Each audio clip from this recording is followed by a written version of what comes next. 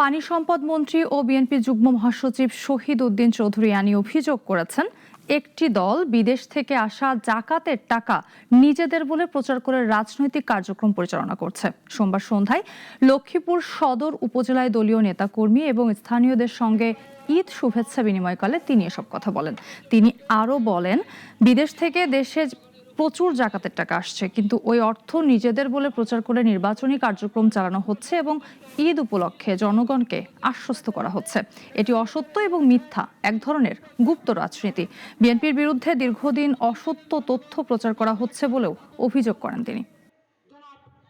আপনারা লক্ষ্য করেছেন, চায়না থেকে যে ইফতার সামগ্রীটা আসলো, সেই ইফতার সামগ্রীটাকে কিভাবে দলীয় স্বার্থে ব্যবহার করা হলো, আবার চায়না গভর্নমেন্ট সেটা প্রতিবাদ করেছে, সেটা জায়েজ আছে।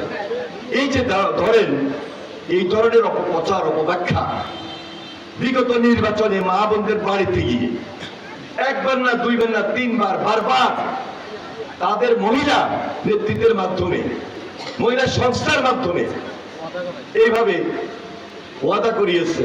ওয়াদা তো করাচ্ছে বেস্ট টিকেটের কথা বলে, যেটা আমাদের দুই একজন বলার চেষ্টা করেছে।